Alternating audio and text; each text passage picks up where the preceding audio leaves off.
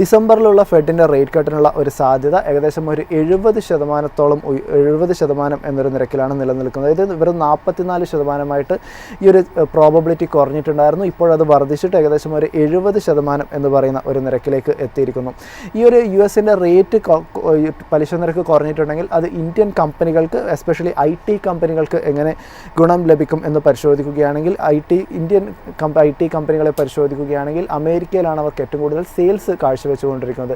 അതുകൊണ്ട് തന്നെ തീർച്ചയായിട്ടും അമേരിക്കയിൽ നിന്നുള്ള ഓർഡേഴ്സൊക്കെ തന്നെ വലിയ രീതിയിൽ അവർക്ക് ഇമ്പോർട്ടൻ്റ് ആയിട്ടുള്ള ഒരു കാര്യമാണ്. ഈ ഒരു അമേരിക്കയിൽ റേറ്റ് കട്ട് കുറയുന്ന ഒരു സാഹചര്യമാണെങ്കിൽ IT കമ്പനികളുടെ ഭാഗത്തു നിന്നും മികച്ച രീതിയിലുള്ള ഒരു സ്പെൻഡിങ്ങിനുള്ള ഒരു സാധ്യത കൂടി വർദ്ധിച്ചു വരുന്ന ഒരു കാഴ്ചയുണ്ട്. അങ്ങനെ മികച്ച രീതിയിൽ സ്പെൻഡ് ചെയ്യാൻ വേണ്ടിയിട്ട് തയ്യാറെടുക്കുന്ന അമേരിക്കൻ IT കമ്പനികളൊക്കെ തന്നെ അവരുടെ മറ്റ് സർവീസുകളൊക്കെ ചെയ്തു കൊടുക്കുന്ന ഇന്ത്യൻ കമ്പനികൾക്ക് കൂടുതലായിട്ടുള്ള കോൺട്രാക്റ്റുകളും മറ്റുമൊക്കെ നൽകും. സ്വാഭാവികമായിട്ടും ഇന്ത്യൻ കമ്പനികളെ സംബന്ധിച്ചിടത്തോളം കൂടുതൽ കരാറുകൾ കരസ്ഥമാക്കാൻ വേണ്ടിയിട്ടൊക്കെ തന്നെ ഇത് സഹായിക്കും എന്നൊക്കെയുള്ളത് വളരെ പോസിറ്റീവായിട്ടുള്ള ഒരു കാര്യമാണ്.